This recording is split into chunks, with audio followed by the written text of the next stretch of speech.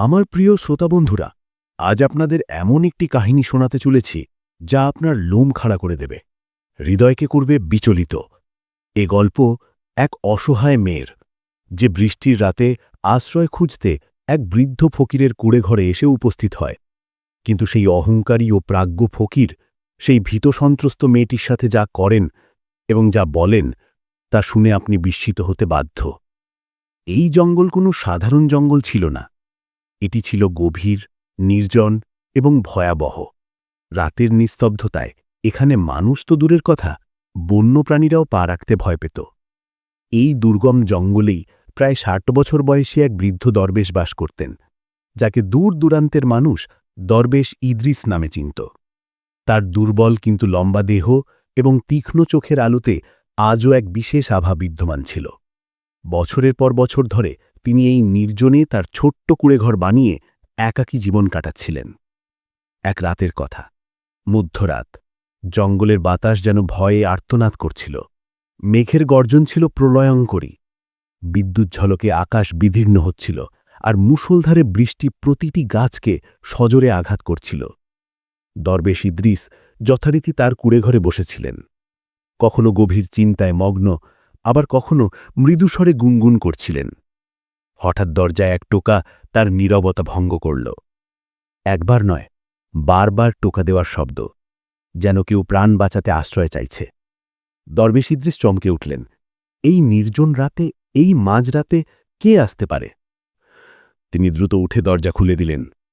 সামনের দৃশ্য দেখে তার চোখ এক মুহূর্তের জন্য যেন স্থির হয়ে গেল। সামনে দাঁড়িয়েছিল এক অপরূপ সুন্দরী কিন্তু ভীত সন্ত্রস্ত তরুণী। বৃষ্টিতে তার পোশাক ভিজে শরীরকে জড়িয়ে ধরেছিল, আর সে থরথর করে কাঁপছিল। তার চোখে এমন এক ভয় ছিল যেন কোনো মারাত্মক বিপদ তার পিছু নিয়েছে। দরবেশ ইদ্রিস গভীর শ্বাস নিয়ে নরম সুরে বললেন, মা, তুমি কে? আর এই ঝড় বৃষ্টির রাতে এই জঙ্গলে একা কি করে এলে? বাইরে তো প্রবল ঝড়, অন্ধকার আর মুষলধারে বৃষ্টি। তুমি কোথা থেকে এসেছ আর কার ভরসায় এই পথে পা বাড়িয়েছ? মেয়েটি কাঁপা কাঁপা গলায় বলতে শুরু করল, বাবাজি, আমার নাম আয়েশা, আর আমি নূরনগর গ্রামের বাসিন্দা। সেখানকার কিছু অত্যাচারী লোক আমার পেছনে লেগেছে। আমার সম্ভ্রমের ওপর তাদের কুনজর। তারা আমার ক্ষতি করতে চায়। আমি কোনোমতে নিজের প্রাণ বাঁচিয়ে সোজা দৌড়ে আপনার এই কুঁড়েঘরে এসে পৌঁছেছি। দরবেশ ইদ্রিসের চোখে চিন্তার রেখা ফুটে উঠল, কিন্তু তিনি আর কিছু না জিজ্ঞেস করে দরজাটি আরও একটু খুলে দিয়ে বললেন, মা, ভয় পাবার কোনো কারণ নেই। ভেতরে এসো, এখানে তোমাকে কেউ কষ্ট দিতে পারবে না। মেয়েটি কোনো মতে সাহস করে কুঁড়েঘরে ঢুকল। তার ভেজা পোশাক শরীরকে ল্যাপটেছিল, মুখে ক্লান্তি আর ভয় স্পষ্ট ফুটে উঠছিল। দরবেশ ইদ্রিস তাকে পরার জন্য একটা পুরনো কিন্তু পরিষ্কার কাপড় এনে বললেন, বসে পড়ো, ভয় পেও না। এবার পুরো ঘটনাটা খুলে বলো, আসলে কি ঘটেছে? মেয়েটি আবার কাঁপা কাঁপা গলায় বলল, বাবাজি, আমি নূরনগরের বিখ্যাত রহিম চৌধুরীর মেয়ে।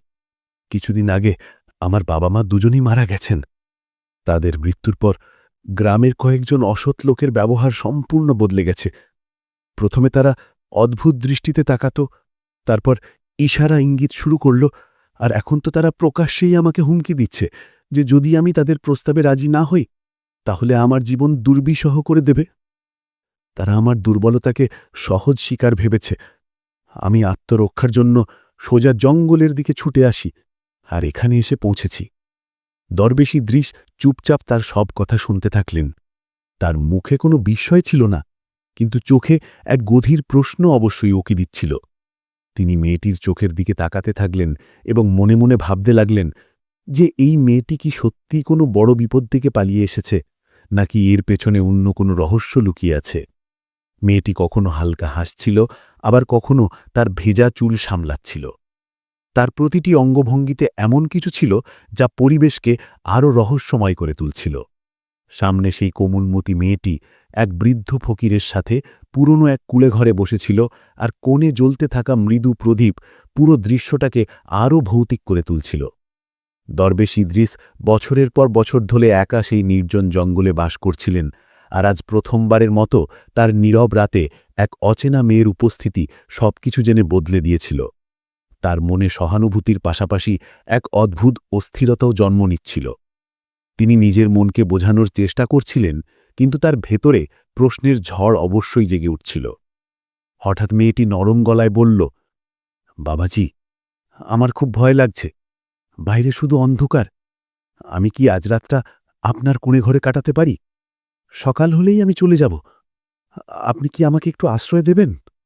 দরবেশ ইদ্রিসের মনে যেন এক ভিন্ন অনুভূতি জেগে উঠল। তার চোখে আলো বাড়ল এবং মুখে হালকা হাসি ফুটে উঠল। তিনি বললেন, মা, ভয় পেও না। এই রাত যতই ঝোড়ো হোক না কেন, এই কুঁড়ে ঘর তোমার জন্য নিরাপদ আশ্রয়। তুমি শান্তিতে এখানে থাকতে পারো। বাইরে ঘুটঘুটে অন্ধকার ছেয়ে গেছিল, আর বৃষ্টি থামার নাম নিচ্ছিল না। মেয়েটি আস্তে আস্তে উঠে কুঁড়ে ঘরের এক কোণে গিয়ে শুয়ে পড়ল এবং ধীর গলায় বলল, বাবা ইদ্রিস, আমার চোখের পাতা ভারী হয়ে আসছে। আমার এখন ঘুম পাচ্ছে। সে শোয়ার সাথে সাথে বৃদ্ধ ফকিরের মনে এক প্রবল আলোড়ন শুরু হল। বছরের পর বছর ধরে চুপ থাকা তার হৃদয় যেন প্রথমবারের মতো জেগে উঠল। হৃৎস্পন্দন বেপরোয়া হয়ে গেল, আর চোখ আটকে গেল আয়েশার উপর, যে শান্তিতে চোখ বন্ধ করে শুয়েছিল। সেই রাতে সেই বৃদ্ধ ফকির আর শুধু একজন ফকির রইলেন না, বরং একজন মানুষ হয়ে উঠলেন। আয়েশার উপস্থিতিতে তার একাকিত্ব যেন চিৎকার করে উঠছিল, কিন্তু তিনি তখনও ধৈর্যের আশ্রয় ধরে রেখেছিলেন। প্রতিটি মুহূর্ত তার কাছে শতাব্দীর মতো দীর্ঘ মনে হচ্ছিল। মনে বারবার চিন্তা আসছিল, এই রাত কিভাবে কাটবে, কিভাবে এই নিস্তব্ধতা থেকে মুক্তি পাওয়া যাবে। দরবেশ ইদ্রিস কোণে ঘরের অন্য কোণে গিয়ে শুয়ে পড়লেন, চোখ বন্ধ করলেন এবং ঘুম আনার চেষ্টা করলেন, কিন্তু ঘুম যেন তার ওপর রুষ্ট হয়েছিল। পাশ ফিরে ফিরে মনকে বোঝাতে থাকলেন, কিন্তু হৃৎস্পন্দন আরও দ্রুত হয়ে গেল। বছরের পর বছর ধরে চাপা ওই ইচ্ছাগুলো এখন বেপরোয়া হতে শুরু করেছিল। হঠাৎ সেই নিস্তব্ধতাকে আয়েশার ফোপানি ভেঙে দিল। দরবেশ ইদ্রিস ঘাবড়ে গিয়ে উঠে বসলেন। তিনি দেখলেন যে আয়েশা আস্তে আস্তে কাঁদছে, চোখ দিয়ে জল গড়িয়ে পড়ছে, আর মুখটা কোনো এক গভীর ব্যথায় ভরা ছিল। ফকির তার পাশে গিয়ে বসলেন এবং নরম সুরে বললেন, মা, আয়েশা, কি হয়েছে? তুমি কাঁদছ কেন? আয়েশা ফোপাতে ফোপাতে বলল, বাবা ইদ্রিস, আমার সাথে যা যা ঘটেছে তা মুখে আনাও সহজ নয়। এই শুনে দরবেশ ইদ্রিস থমকে গেলেন। তিনি অবাক হয়ে বললেন, আয়েশা, এমন কোনো গোপন কথা আছে যা কাউকে বলা যায় না? যদি তোমার মন চায় তবে আমাকে বলতে পারো, হয়তো আমি কিছু বুঝতে পারব। আয়েশা তার চোখের দিকে তাকিয়ে বলল, বাবা ইদ্রিস, আমি সে নই যা আপনি ভাবছেন। আমি কোনো সাধারণ নারী নই, বরং এক কলঙ্কিত ও পথভ্রষ্ট আত্মা। ফকিরের হৃদয়ে যেন বিদ্যুৎ চমকে উঠল। তিনি স্থির হয়ে শুনলেন যখন আয়েশা বলল, আমি সাধারণ মেয়ে নই, আমি এক ভটাক্তি হই আত্মা। এই শুনে দরবেশ ইদ্রিসের পা যেন মাটিতে গেঁথে গেল, ঠোঁট শুকিয়ে গেল। কাঁপা গলায় বললেন, কি? তুমি কি সত্যি আত্মা? এটা বিশ্বাস করা আমার পক্ষে কঠিন। আয়েশা আস্তে করে বলল, বাবা ইদ্রিস, আমি জানতাম আপনি বিশ্বাস করবেন না, তাই আমি আমার আগের জীবনের গল্প শোনাচ্ছি। তারপর সে বলতে শুরু করল, এটা বেশ পুরনো কথা। আমাদের শান্তিপুর গ্রামের পুকুরের ধারে একটি পুরনো বটগাছ আছে। আমরা মেয়েরা সেখানে কলসি ভরতে যেতাম, স্নান করতেও যেতাম। একদিন সবাই চলে যাবার পর আমি সেই গাছে এক অদ্ভুত সুন্দর যুবককে দেখলাম। সে আমাকে পেতে চাইত, অর্থাৎ আমার সঙ্গে বিয়ে করতে চাইত। আমি বড়দের কাছে শুনেছিলাম যে ওই গাছে ছায়া অর্থাৎ আত্মা থাকে। আমি সঙ্গে সঙ্গে বুঝে গেলাম যে এটাই সেই ছায়া। তারপর থেকে ওর কথা বলাও আমার কাছে অপছন্দের ছিল, কিন্তু সে থামেনি। যখন সে দেখল আমি কোনোভাবেই রাজি হচ্ছি না, তখন সে জাদু করে দিল। সেই জাদুর প্রভাবে আমি ওর বশে চলে গেলাম। সে আমার ইচ্ছার বিরুদ্ধে আমাকে বিয়ে করে নিল, কিন্তু সে চাইত আমি মন থেকে ওর কাছে আত্মসমর্পণ করি। সে জোর করে কিছু করতে পারত না, কিন্তু চাইত আমি নিজে ওর কাছে যাই। আমি বিয়ের রাতেও ওকে দূরে রেখেছিলাম। এরপর ওর ব্যবহার বদলে গেল। সে আমাকে মারধর করতে শুরু করল। যখন আমার শরীর আধমরা হয়ে গেল, তখন সে বলল, তুই মরে যাবি, কিন্তু তোর আত্মা তখনই শান্তি পাবে যখন তুই কোনো বৃদ্ধ পুরুষের সাথে সম্পর্ক স্থাপন করবি। এই শুনে দরবেশ ইদ্রিস কেঁপে উঠলেন। তার মনে ভয়ের ঝড় উঠল। তার মনে হল যে হয়তো আয়েশা সেই শর্ত পূরণ করতেই তার কাছে এসেছে, আর এই আশঙ্কা সত্যি প্রমাণিত হল। আয়েশা তার হাত ধরে বলল, বাবা ইদ্রিস, আমি মিথ্যে বলছি না। আপনি যদি আজ আমার সাথে না থাকেন তাহলে আমার আত্মা চিরকাল এই জঙ্গলে ঘুরে বেড়াবে। ফকিরের শরীরে কাঁপুনি শুরু হল, ঘাম ঝরতে লাগল। যাকে তিনি অসহায় ও নাজুক ভাবছিলেন সে এখন নিজেকে এক ভ্রাম্যমাণ আত্মা বলছে। তিনি ভয়ে তার দিকে তাকাতে লাগলেন, কিন্তু আয়েশার আকর্ষণ তখনও কোনো অপ্সরার চেয়ে কম ছিল না। আয়েশা আস্তে করে বলল, বাবা ইদ্রিস, শুধু এক রাতের ব্যাপার। আপনি যদি আমার সঙ্গ দেন তাহলে আমার আত্মা মুক্ত হয়ে যাবে, আর আপনার রাতও আনন্দময় হয়ে উঠবে। ফকিরের হৃৎস্পন্দন দ্রুত হয়ে গেল, শরীর ঘামে ভিজে গেল, কিন্তু তিনি কিছু বলার আগেই আয়েশা তার কাছে এসে তার নিঃশ্বাসে মিশে যেতে লাগল। হঠাৎ করে ঘরের বাইরে এক ভয়ঙ্কর শব্দ প্রতিধ্বনিত হল। দরবেশ ইদ্রিস ঘাবড়ে দৌড়ে বাইরে গিয়ে দেখলেন যে এক উঁচু গাছে এক ভয়ানক জিন বসে আছে। যেই তার নজর সেদিকে পড়ল, জিন মানুষের রূপে তার দিকে এগিয়ে আসতে লাগল। ফকির ঘুরে আয়েশাকে দেখে জিজ্ঞাসা করলেন, আয়েশা, তুই আসলে কে? কিন্তু আয়েশা কোনো উত্তর দিল না। তার মুখ একেবারে নিস্তব্ধতায় ডুবেছিল, যেন অন্য কোনো দুনিয়ায় হারিয়ে গেছে। এবার সেই জিন কাছে চলে এলো। তার চোখ জ্বলন্ত অঙ্গারের মতো ছিল। দরবেশ ইদ্রিস কাঁপা ঠোঁটে বললেন, তুমি কে? জিন গর্জন করে বলল, আমিই সে যে আয়েশাকে তোমার কাছে পাঠিয়েছি। এই শুনে ফকির সব বুঝতে পারলেন। এই সবই ছিল একটা জাল। ওই জিন আয়েশাকে বন্দি বানিয়ে তার মাধ্যমে দরবেশ ইদ্রিসকে বিপথে চালিত করছিল। ফকির রাগে বললেন, তোর এই কালো জাদু আমার ওপর কাজ করবে না। তুই কি ভাবিস এক সুন্দরী মেয়ে পাঠিয়ে আমাকে বিপথে নিয়ে যাবি? জিন হেসে বলল, তুমি তো আগেই বিপথে গিয়েছিলে। যদি এই আয়েশা নিজেকে আত্মা না বলতো তাহলে তুমি কবেই নিজের আবেগে ভেসে যেতে। ফকির অনুতাপে আয়েশার দিকে তাকালেন। সে মাথা নিচু করে বসেছিল, তার চোখে লজ্জার অশ্রু ভাসছিল। সে ভাবছিল তার দ্বারা কত বড় পাপ হতে চলেছিল। জিন গর্জন করে বলল, এবার তো তুই আমার জালে পড়েই গেছিস বুড়ো ফকির। বৃদ্ধ ফকির চোখ বন্ধ করে মনে মনে ভাবলেন, আমি আখিরেই বিপদ থেকে কিভাবে মুক্তি পাব? তারপর তিনি চোখ খুলে আয়েশার দিকে তাকিয়ে বললেন, নিজের বুকে হাত রেখে ভাব, তুই এটা কি করতে যাচ্ছিলি? আমি সারা জীবন কোনো মেয়ের সাথে কোনো অন্যায় করিনি। তাহলে তুই কেন চেয়েছিলিস যে আমার বছরের বছরের সাধনা নষ্ট হয়ে যাক, যা আমি নিজের প্রবৃত্তির খারাপ দিকগুলোর সাথে লড়াই করে রক্ষা করেছি? একটু নিজের ভেতরে উকি দিয়ে দেখ আর বোঝার চেষ্টা কর তুই আখির এসব করতে শুরু করেছিলি কেন। ফকির এই কথা বলছিলেন, এমন সময় জিন আবার গর্জন করে উঠে বলল, ও বুড়ো ফকির, এখন আর কিছু করার নেই। সময় হাত থেকে বেরিয়ে গেছে। যা ভাগ্যে ছিল তা এবার হবেই। সেই মুহূর্তে আয়েশা কেঁপে কেঁপে ফকিরের দিকে তাকিয়ে বলল, বাবা ইদ্রিস, আমি জানি না সত্যি কি আর মিথ্যে কি। আমি শুধু এইটুকু চাই যে কোনোভাবে আমার অস্থির আত্মা যেন শান্তি পায়। বৃদ্ধ ফকির নরম সুরে উত্তর দিলেন, আয়েশা, শান্তির পথ কখনো সহজ হয় না। নিজের মনের আগুন নিভাতে হলে তোকে নিজেকে চিনতে হবে। তোর পথভ্রষ্ট আত্মার যুদ্ধ তোকে একাই লড়তে হবে। তারপর তিনি চোখ বন্ধ করে আস্তে করে বললেন, এই সংগ্রাম আত্মার, এতে অন্য কেউ তোর সহায় হতে পারবে না। এই লড়াই তোকে একাই লড়তে হবে।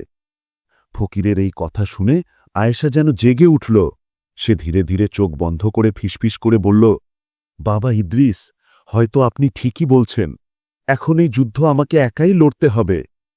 তারপর তিনি চোখ খুলতেই সেই ভয়ঙ্কর জিনের দিকে তাকিয়ে গর্জন করে বলল, হ্যাঁ, আমি তৈরি। আয়েশা এগিয়ে গেল। তার মুখে এখন ভয় ছিল না, বরং ছিল সাহস ও সাহসিকতার আলো জ্বলছিল। সে হাত বাড়িয়ে সেই ভয়ঙ্কর জিনকে কাবু করার চেষ্টা করল। জিন বাধা দিল, কিন্তু ততক্ষণে অনেক দেরি হয়ে গেছিল। যেই আয়েশার হাত তার হাতের সাথে ধাক্কা খেল, আকাশে এক প্রচণ্ড ঝড় শুরু হল। বাতাসের বেগ এত বেড়ে গেল যে সারা জঙ্গল কেঁপে উঠল। জিন আকাশে চিৎকার করতে করতে উঠতে লাগল। সে প্রাণ বাঁচানোর জন্য ছুটাছুটি করতে লাগল, কিন্তু এখন সব শেষ হয়ে গেছিল। আয়েশার মধ্যে সেই শক্তি জেগে উঠেছিল যা পথভ্রষ্ট আত্মাকে মুক্তি দিতে পারত। এখন আয়েশার কারও মুখাপেক্ষী ছিল না। সে নিজের শক্তিতে সেই জিনের বিনাশ করতে বেরিয়েছিল। জিন ছটফট করছিল, চিৎকার করছিল, কিন্তু আয়েশার চোখে এখন কেবল প্রতিশোধের আগুন আর শান্তির দৃঢ়তা দেখা যাচ্ছিল। আয়েশা তার সমস্ত শক্তি দিয়ে সেই জিনকে জাপড়ে ধরল এবং এক শেষ ঝটকায় তার আত্মাকে চিরে ফেলল। সেই মুহূর্তেই জিনটি বাতাসে পুড়ে ছাই হয়ে গেল। যখন ঝড় থামল এবং কুঁড়েঘরের ভেতরের মৃদু আলো ফিরে এলো, তখন আয়েশা চোখ খুলল। সে দেখল বৃদ্ধ ফকির তার সামনে দাঁড়িয়ে আছে। তার মুখে রাগ ছিল না, বরং ছিল এক শান্তিময় হাসি। আয়েশা লজ্জিত হয়ে মাথা নিচু করে বলল, বাবা ইদ্রিস, আমার দ্বারা অনেক বড় ভুল হতে যাচ্ছিল। আপনি সেই জিনের প্রতারণা থেকে আমাকে বাঁচিয়েছেন। আমি মন থেকে আপনার কাছে কৃতজ্ঞ। ফকির সরলভাবে হেসে বললেন, এটা আমার কর্তব্য ছিল। পথহারাকে পথ দেখানোই আসল সেবা। এখন তুই স্বাধীন, যেখানে ইচ্ছা যেতে পারিস। আয়েশা কুঁড়েঘর থেকে বাইরে পেরোল। এখন তার চলায় কোনো কাঁপুনি ছিল না, বরং ছিল স্বাধীনতার শীতল বাতাস। সে জঙ্গলে সেই পথে চলতে শুরু করল যেখান থেকে কোনো পথহারা আত্মা কখনো ফিরে আসে না। বন্ধুরা, এই গল্প থেকে আমরা এই শিক্ষা পাই যে মানুষের আসল লড়াই অন্যের সাথে নয়, বরং নিজের ভেতরের ভয় ও দুর্বলতার সাথে। যদি আমরা নিজেদের মনকে নিয়ন্ত্রণ করতে শিখি, তাহলে কোনো শয়তান, কোনো জালি আমাদের বিপথে নিয়ে যেতে পারবে না। মনে রাখবেন, খারাপ জিনিস যতই সুন্দর রূপে আসুক না কেন, তার শেষ পরিণতি সব সময় ধ্বংস হয়। কিন্তু যদি মন শক্তিশালী হয়, তাহলে সবথেকে অন্ধকার পথও আলোয় বদলে যায়। যদি আপনাদের এই গল্পটি পছন্দ হয়ে থাকে, তাহলে ভিডিওটি লাইক করুন, আপনার বন্ধুদের সাথে শেয়ার করুন এবং আরও ভয়ঙ্কর এবং শিক্ষামূলক গল্প শোনার জন্যে আমাদের চ্যানেলটি সাবস্ক্রাইব করতে ভুলবেন না।